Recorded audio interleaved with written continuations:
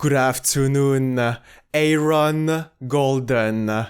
Welcome back on VH Berries. Thank you so much for having me again, Victor. It is an honor to come back onto the channel and to talk to you a little bit more. I am extremely grateful because since you returned from Louisiana less than 24 hours ago, I can feel a different energy coming in large part from the pulp-free orange juice the locals served you in town, but above all, from your sense of accomplishment. How are you doing today? Yeah, I'm doing great. Between the orange juice and the beignets, I had a fantastic time in New Orleans. It's been less than 4 hours, in fact, since I got back. I had an early flight today, but I had a blast. I was out there to film a commercial with a childhood friend of mine who is now producing commercials, and so I got to fly out there, and we shot a commercial together, and then we got to go out and to see all the. It's Super Bowl week in New Orleans right now, so it's really, really crazy over there, and so it was a blast. We had a really fun time. Absolutely, Aaron Golden. You went to New Orleans to capture sounds and frequencies for a commercial, and in your company, the idea of silence is less reluctant when we realize that if walls have ears, it means every echo you hold contains a heartbeat that never fades away. That is an extraordinarily beautiful way to put it, and I like to think that's true, yeah. Absolutely, Aaron Golden, and you just mentioned that very particular trip making that commercial.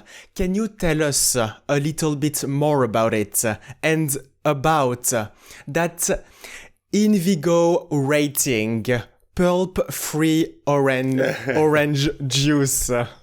Yeah, so the commercial, the commercial was for a company called Clover that does sort of point of sale for different businesses. And so we were shooting in a French Quarter po' boy restaurant. And so not only did we get to drink pulp-free orange juice, but we got to eat delicious traditional New Orleans food. In fact, for lunch, I had something called a dirty shrimp po' boy, which is a po' boy made with hot roast beef and then fried shrimp all on the same sandwich. So that was very filling and very delicious and very traditional. Kind of New Orleans. I mean, New Orleans is so famous for their food. Everything they make is so tasty. For dinner after the shoot, Mike and I got to go out and we went to a wine bar called Bacchanal, and we had more crawfish and we had a delicious steak and we had wine. So we ate well, we drank well. It was just all of it was absolutely a fantastic trip.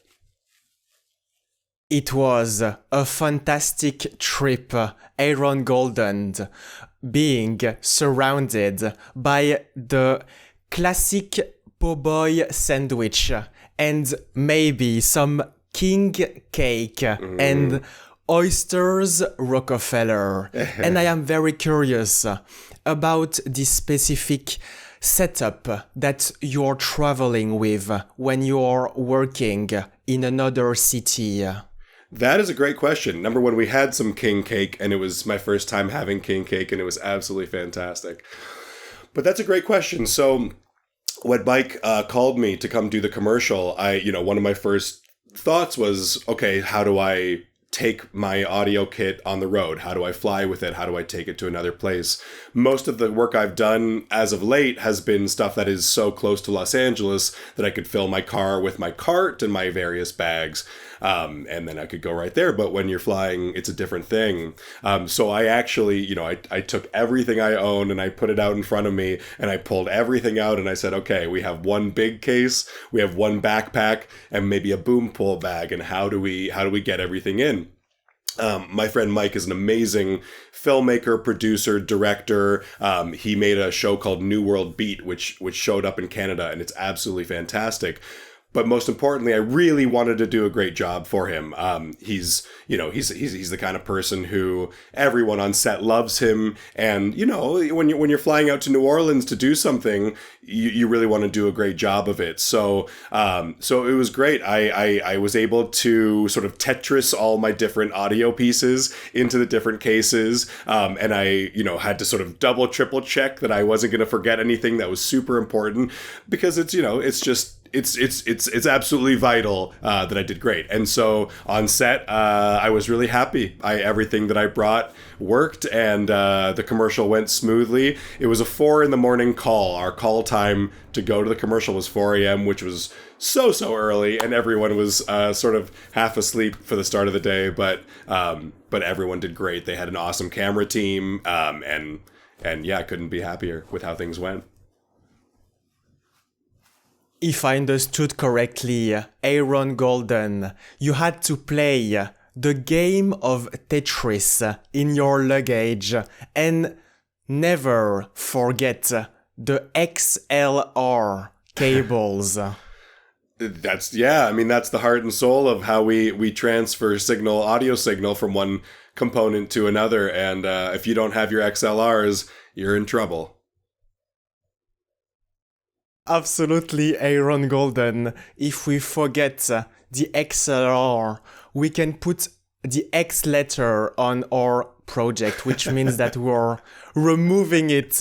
And the production team had the urge to bring back the specialist once more, as the hissing sound turns into persistence. Sibilance, and your work has been consistent and is allowing me to peacefully drink my Earl Grey tea while watching a dazzling masterpiece called Chasers. Yes, Chasers. Yeah. Now, I think last time we talked, it was just being announced that Chasers got into Sundance, and we premiered. It was awesome. I got back from Sundance a little over a week ago, and it was amazing. It was my second time going to Sundance. Funnily enough, the first time was 11 years ago, because my oldest brother, Josh, his company created RogerEbert.com, and so Roger Ebert, in the last years of his life, actually became fairly good friends with my brother Josh. And so when they made a documentary called Life Itself, Josh was actually interviewed in the documentary. And so the first time I got to go out to Sundance was to see that, which was really cool. But fast forward 11 years later, this past year was the Chasers premiere at Sundance, and I went out there with my wonderful girlfriend Hannah and about 40, I think, members of the cast and crew of Chasers, including Aaron Brown Thomas, our director, and Beth Napoli, our DP, and Olivia Haller, our writer, and Sierra. It was just a whole ton of people from our team got to go out and premiere the film, and it was so fun. It was just an amazing experience. We got to see other films. We got to watch panels with just top tier producers and other filmmakers talking about their process and their craft. And then we got to watch Chasers. It was the first time I ever saw it was the first time I got to see Chasers on the big screen. And so it was incredible. It was really a meaningful, special experience. It was a meaningful experience, Aaron Golden, and moreover, you got to witness that world premiere exactly last Tuesday, and Chaser was part of the episodic pilot program. Sure. And there were only 3 pilots involved. Sure. And I am very curious about what you have seen during that Tuesday. Yeah, I mean, it was incredible. So a couple things that were interesting. Before we premiered, Aaron Brown Thomas, our director, had asked if I and Dan Ruffalo, who composed the music for the pilot, could actually go and sound check it in the theater before everyone came in. So my very first experience of the pilot itself was in a theater with just the person, running the show, and Dan, and so I got to see the thing start, and I was like, oh my God, like, this is so exciting. This looks so beautiful. This is so fun. So that was just a kind of a fun experience to get a little sneak preview. And then our block started, and yeah, there were 3 different pilots in it. The first one was ours, which is a 31-minute single take pilot, a story about a girl going to a party full of sort of Hollywood young people chasing their dreams, and she's chasing a romantic interest. So that was amazing for all the normal reasons why it would be amazing to see a piece of work that you've worked on that's so beautiful and powerful. It was so powerful. The second pilot in the project, in the block, was something called Bulldozer. And Bulldozer, her name is Joanna. I'm blanking on Joanne's last name, but she is the writer and star of the pilot Bulldozer. And it's sort of the most similar thing I could almost compare it to was Curb Your Enthusiasm, but if sort of like, a 40-something woman was instead of Larry David. And it's just sort of about her life. It's about someone who's constantly trying to do the right thing in some ways, but seems to never be able to achieve that, and just keeps digging herself deeper into holes and just is having a hard time with it. But it was so funny. It was so well done. And it was amazing to watch. And then the third project was an hour-long non-scripted. It was a reality series pilot called Never Get Busted. And this is an unbelievable thing. Once it's out there in the world, people are going to, be so amazed by what this thing is. But the long and short of it is it's a show about a guy who was one of Texas's premier drug enforcement policemen. He was just unbelievably good at making drug busts. He was one of the guys who was bringing back, all these bags of, cocaine and weed and all this stuff.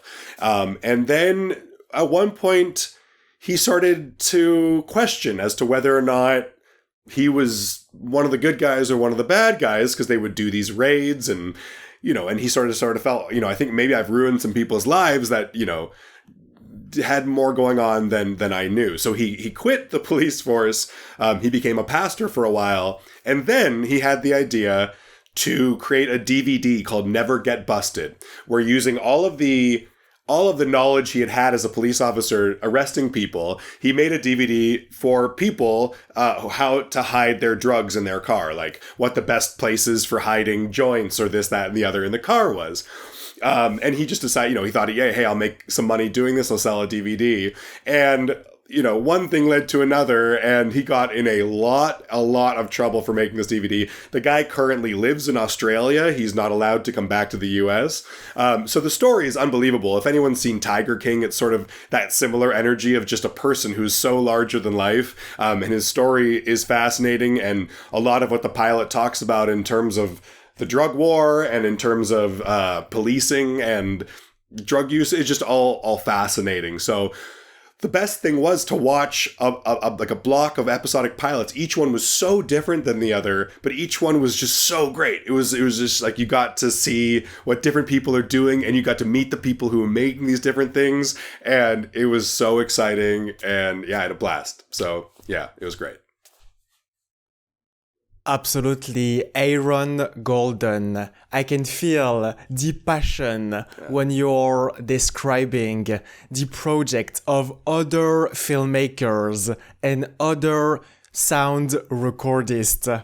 And to come back to last Tuesday, Erin Brown Thomas organized a flash mob with everyone wearing a flashy pink winter hat in front of the Egyptian theater on 328 Main Street Park City in Utah. Yes, and did. I couldn't find any pictures with you and that winter hat. I'll tell you. Not because you didn't wanted to dance, but because you were leading the group on the opposite sidewalk. Well, so I'll tell you, I didn't dance. I was one of the people filming audience reactions to the flash mob. Yes, so yes, they Aaron Brown Thomas and our crew organized a flash mob, and so we had a guy with a big boom box, and all of a sudden this music played. It was the main song from Chasers, and there's a flash mob sequence in Chasers. There's a dance sequence, and so everyone learned this, and so I was in charge of filming. I was also handing out buttons. Some of the buttons were like, sort of phrases from the film and stuff like that. But I will say, we had an article in the Hollywood Reporter about the dance, and I am in that picture. So if you look in the middle of that picture, you'll see me in my pink hat at the very back. I'm wearing sunglasses, but you can spot me in it. So I was there, but I wasn't one of the dancers. No, I chose to be a videographer for that.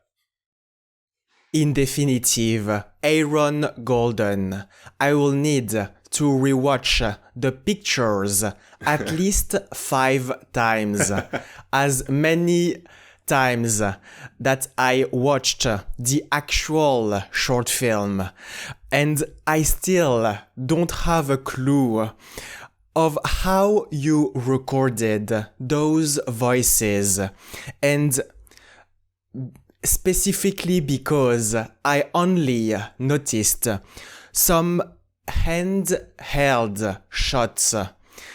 Can you tell us a little bit more about how you placed those microphones? Yeah, I would love to. I'll just give you sort of the rundown of what we did and how we did it. I was actually working. I was sound mixing a feature film called Finestra at the time, which I can't wait when they release it. My friend Kelly Parker produced it. We have an amazing team on that, and that should be coming out in the next, hopefully soon. But while I was on that, one of the producers named Courtney Theron said to me, "Hey, Aaron, I really like your work on this. A friend of mine named Aaron Brown Thomas is putting together this ambitious, all-in-one take film. Would you be interested in me connecting you guys and seeing if this is something you want to take on?" So I got the script. I had a conversation with Aaron, and actually Elle Shaw, one of our producers, funnily enough, years ago, I worked with her for a very small amount of time at Boa Steakhouse on Sunset. So I actually had known one of the people involved in it from a very long time ago. But so I got the script, and, whenever you get a script, whenever I get a new project, there's sort of you read it first and you just say, okay, what is this? And what's the plan here? And nowadays the plan usually starts with, okay, how many characters are in each scene? And is there anything in here that is jumping out as being extra difficult, as being out of the normal, as not something, if I read a scene on paper and it's Aaron and Victor are sitting in a coffee shop having coffee and they both talk for a while and the scene is over, that's pretty, I know sort of that's just how you do it. We're going to throw a microphone on each one of us. I'll boom it and it'll be fine. So that's sort of where I started with this thing. And early on, she assured me that, while it would feel like a one-take movie, that wasn't that wasn't how we were going to film it, that we were going to break it up into pieces and, be able to sort of say, okay, so when she gave me those cuts, when she said, okay, here's the moment where we're going to hide a cut, I would say, okay, so we have that page and a half, how many characters are in it? And so for the most part, there was generally, some scenes were, only 2 people. There's a couple scenes in the movie that involve just the 2 leads. But then there were these other scenes that were hugely moving. Hayden, our Steadicam op, is so talented. and they had done a ton of choreography to try to figure out who was walking in where at what point. But one of the things I said to Aaron Brown Thomas early on was, I was like, okay, the one piece of gear I'm going to need is this thing that goes over the microphone, so that when we move from inside to outside, I'll be able to not have to change microphones and to change equipment. This will make a seamless transition. But yeah, basically, so each section I found that there was, I could take, about 7 people in a given setup. Or if we needed to do things a little trickier, there were ways to sort of expand that. But if Erin had any moment where she was like, hey, I need, so many people, I had to be like, hey, like, is there any way we can put that into this other thing or do this? So we were able to break it up in ways that I had a manageable amount of speakers. Then obviously the next issue, though, was there are scenes in the movie where Hayden on his Steadicam op did a complete 360 degree of the party where you're, going all the way around. And sound guys need somewhere to hide. We need somewhere to be in the space. And so we had to start figuring out, okay, there's a hallway here. And I may have mentioned this in our other interview, but there were times where Hayden would enter a scene and I would be with him. And then I would slip into a hallway. He would do his big shot. And then I would meet him on the other side because I had to steal a line there. And I'm sure there is footage or outtakes where like Hayden turns too fast that I'm sort of there like, oh, whoops. So I hope I didn't ruin too many takes. But over time, oftentimes maybe even the first or the second take would be us experimenting, would be us trying to figure out, how is this going to work? And then there were a couple times where, there's one big scene where I hit a microphone up in the rafters. There were a couple other times where I had little microphones on the table in various places. And then the other last big challenge was this flash mob scene, was the dance scene, because there's a way that in movies and TV we do, like, if there's a club scene and everyone's dancing, like how do you have everyone dancing, but then we can also hear people speak. And so we do something called a thump track, and a thump track makes a very low bass sound. And so you're able to put that low so everyone knows what speed to dance at, and then people can speak over it and you can take that bass out in post. But then you have it sort of timed out. And funnily enough, I don't want to admit this, but I got the timing of the song.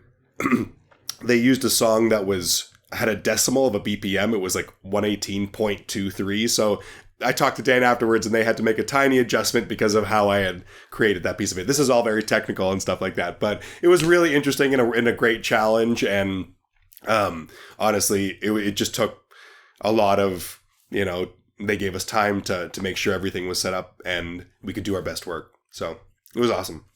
It was so fun. It was a great challenge, Aaron Golden, because the sources were plural, especially when the character called Dex pops by surprise behind the back of Jacob, saying, "How long has this been a thing?" Yeah. Yeah, Dex is amazing. They're both, I mean, oh my God, the actors, they're amazing people and they're amazing actors. And yeah, Dex has a bunch of moments where he's sort of like, he comes in where you least expect it, or something where Dex shows up and and he's got his own sort of journey through one of the interesting things about Chasers was that Erin wrote some of the parts for people that she knew, for actors she had worked with already. And then half of the parts were cast by a casting director named Emily Cook, who's so talented. And it was interesting to see how it all came together because, before I knew who was a friend and who was cast, I everyone played their part so beautifully and the chemistry was so good. Louis Chapman, who plays Jacob, is so great in the film. He's a great guy in real life too, but his ability to play a character who's both magnetic and likable, but also maybe, there's a little bit of a sinister element to him. I think he did such a great job, and Dex as well. Dex is so full of life, and really they both elevated the project so much. Dex is full of life. Yes, he is. And on one hand, we have some shots with, for example, the camera being outside and slowly entering the bathroom through the windows to focus on Elsie in front of the mirror. And on the other hand, we have a pool scene with, I quote, the person in the pool with sunglasses on at night.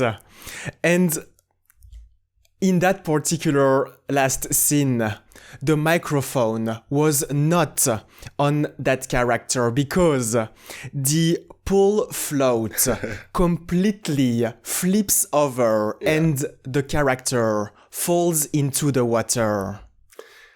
Yeah, that is correct. That is correct. That was Amber, who's again so talented. And yes, we could not put a microphone on her, so that was one of the scenes where I just boomed it. And honestly, it was great because the camera stays on her for so long, and because there's this just moment with her, that was one of the moments that I could really just get the boom in there, and every take I was like, I want to get this so clean, like I want her dialogue to be so clean. So I was really happy that the way they filmed it, I was able to get the microphone right in there, so I didn't need the lav on her, because yes, I would have destroyed a lot of microphones if I had had a microphone attached to her for that scene. Absolutely, Aaron Golden. We need to keep the microphones alive. Yes. And as exemplified by Brown Thomas, artistic stems for all the night shots, a wide aperture lens is a key component, just like setting the number 800 when it comes to the ISO. Right. Oh, ISO. Yeah. Are you bringing up a different project right now? Absolutely. I would love Aaron Golden to explore that project that is titled with 3 letters. Yeah. Absolutely. Well, but before we leave Chasers, I will say, I don't know when this video is coming up, but we do have our LA premiere at Sundance on February 21st. So if anyone wants to come see Chasers on the big screen, it will be at Sundance later in February. So that's very exciting. If the video came out after that, then I hope you came out. It will have been great. But ISO, yes. So ISO is a new horror short film that I am producing alongside a writer-director named Eric Bergamini. And Eric is a good friend of mine. We've collaborated on a couple projects already. There's 2 short films. One is called Significant, and the other one is called Cerebellum. And both of them are available to be seen, I think, on Amuleto, the YouTube channel. And I did audio for both of those, and those were things that he created. One's an action movie, and the other one is a short film, sort of a sci-fi film, starring Significant, starring Hannah Stein, my girlfriend. And so Eric and I got together near the end of 2024, and he has a horror feature called Galdur. Eric is originally from Norway, and he wrote a horror feature film called Galdur set in Iceland, where a group of American tourists arrive in Iceland to kind of have a, I think it's sort of a press shoot, or might be like a honeymoon kind of thing. I have to double check. But they arrive in Iceland for that, and little by little during the movie, they sort of awaken spirits and some witches, and they're sort of haunted by it. So Eric and I had coffee, and Eric had said to me, hey, Aaron, what are we thinking about, this project and this, that, and the other? And I said, Eric, I think your project is really cool, but as a director, you've never directed, you don't have any samples of horror. And if you're going to be hired, or if you're going to sell a project that's a horror film, I think it's probably important for you to do that. So we got to talking, and one of the nice things about being an audio guy myself, and some of my friends who are camera guys, is if you have video and if you have audio, you have a lot of what it takes to make a film. So I said to him, well, why don't you take a look at your script, and if there's a small piece of it that maybe we could film, maybe we could go out and do it. And so he did, and he found a little section of it, and so we got Hannah Stein, my girlfriend, to be our lead in it. Sadie Dickinson, who's a dear friend of mine and Hannah's, came out, and she's a fabulous actress who is doing all kinds of amazing and cool work right now. We talked to Zach Sandberg, who was our director of photography on As Easy as Closing Your Eyes. And then the crew was rounded out by Adam Schalze, who's a friend from Chicago, and then David Markovich, who I had actually met at LA Shorts, to come be our monster. So we went out to Lake Arrowhead, and with that sort of skeleton crew, we took the script and we decided to sort of go for it and to make this short film. And it was originally only planning to be one night of filming, but that night ended because near the end of the night, it was pretty late already, and we were in sort of Lake Arrowhead in the forest, and all of a sudden my legs started feeling a little bit weird because I was like, was there some plants? Did I get like poison ivy or something? Like, what's going on? And all of a sudden we realized that someone had stepped on a hornet's nest, and that all of our pants and clothing were now filled with hornets. And so it was awful. It was awful. So we're like, oh my God, oh no. It's like 1 a.m. or 2 a.m. We're like, oh, wasps or hornets. And we all run back to the car, and we all take all of our clothes off. And like, by this point, like, my legs are already covered in wasp stings, and it was just unbelievable. And like, and so we sort of said, okay, I think we're done for the night. We got a lot of great stuff out here. Maybe we'll come back on another night and finish this. But like, on the way home, like Eric said, like, he took his shoe off and there was a wasp in the shoe, and he had to it was a nightmare. It was an absolute nightmare. So we learned a lot of lessons, but we got some great footage. And after that night, Eric sort of edited it together into sort of an assembly cut, and he said, okay, we're missing this.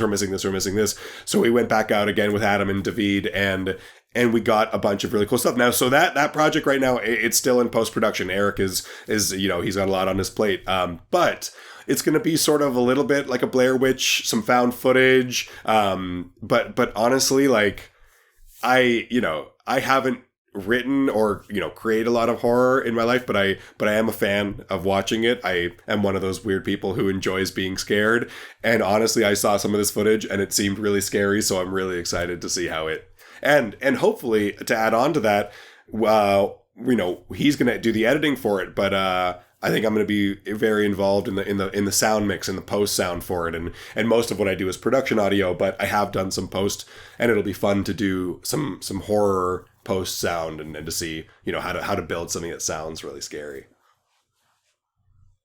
Absolutely, Aaron Golden. You're looking forward to do some post on some horror sound, and you are more efficient in indoor, because in outdoor, as you just mentioned, you're stepping on all types of insects. Oh, yeah. Yes. Yeah, it was horrible. It was you gotta watch where you're walking in Lake Arrowhead, apparently. I had wasp stings all over my legs for at least a week. It is Aaron Golden to be very careful when walking near the lake Arrowhead in the San Bernardino Mountains, and you worked with collaborator Eric Bergamini, as well as with Sadie Dickinson and your friends Adam and David, and right, also with Zach Sandberg, that also worked with you on As Easy as Closing Your Eyes as the director of photography. Yeah, that's right. Zach was our award-winning director of photography now on As Easy as Closing Your Eyes. He's won multiple awards for his work on that film now, and for anyone that's seen it, his work was truly extraordinary. his work was truly exceptional, Aaron Golden. And to come back to the story of ISO, it tells the tale of monsters in the dark, and also someone who's using a camera with ISO to try to find where the monster is.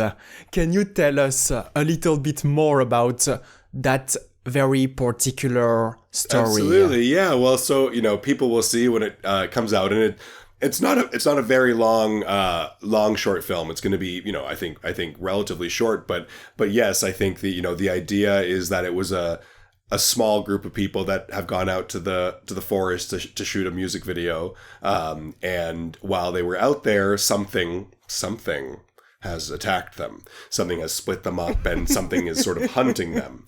But it's very dark. And so, the movie starts off and Hannah's character is sort of, just on the run trying to figure out, what's happened. And she eventually does meet up with Sadie's character, and Sadie's character has figured out a way to see these creatures, which is that she's the camera person, and she's able to bump up the ISO high enough that if you look in the right place at the right time, you can catch a glimpse of whatever the creatures are out there that are hunting them.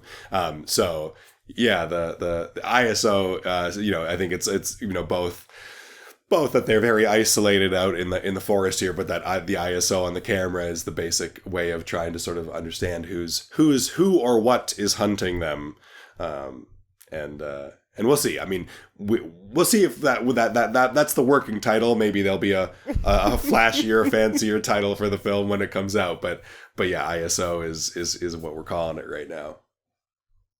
Absolutely, Aaron Golden, and ISO is no longer the working title because it is the final one from that particular second.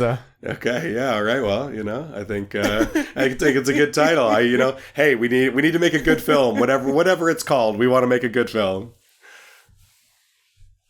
Absolutely, Aaron Golden.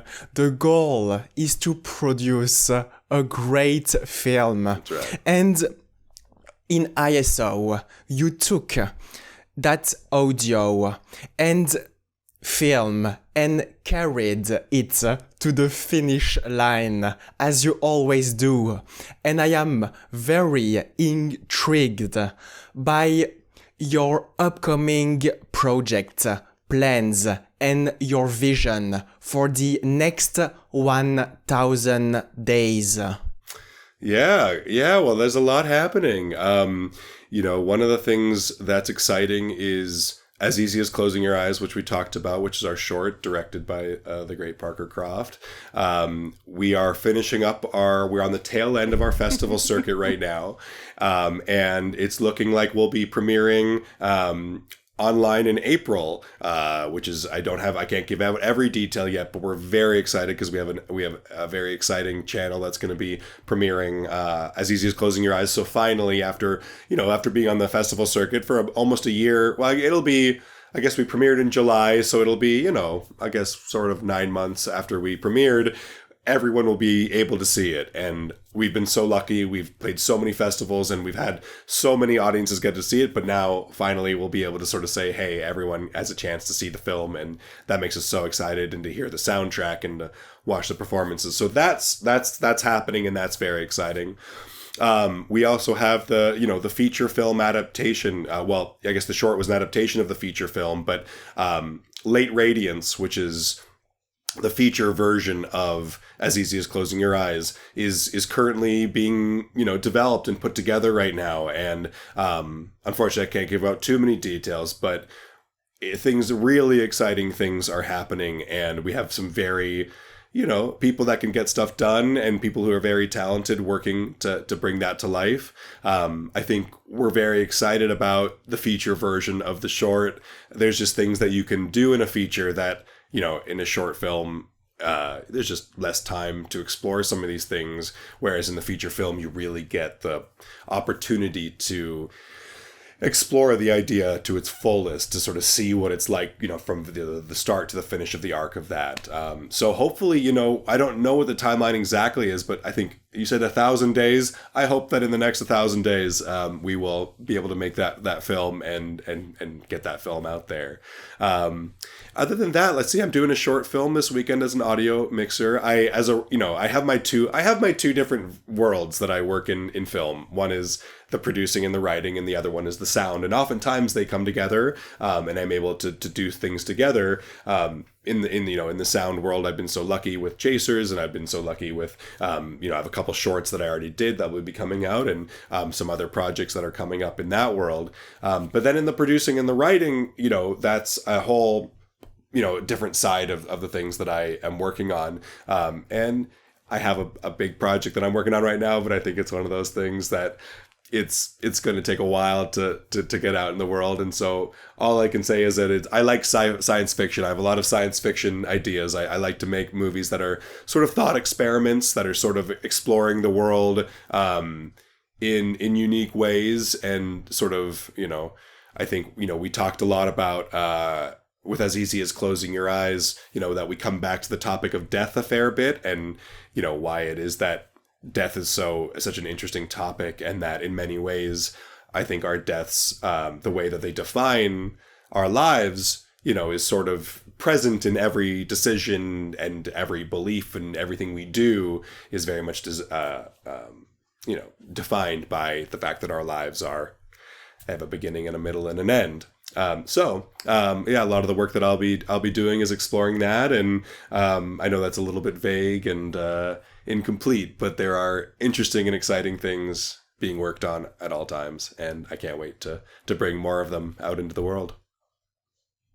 In conclusion, I am looking forward to hear the sound you capture that is always resonating in the surround sound system of most regular theater that includes around 7 speakers and a subwoofer. And I know that you will return very soon to Louisiana to try out more of the New Orleans specialties, including those oysters, Rockefeller. Thank you very much, Aaron Golden. Thank you so much for having me, Victor. It is such a pleasure to be on the show. And we'll have to go get some oysters in New Orleans next time we're both out there. So thanks again for having me.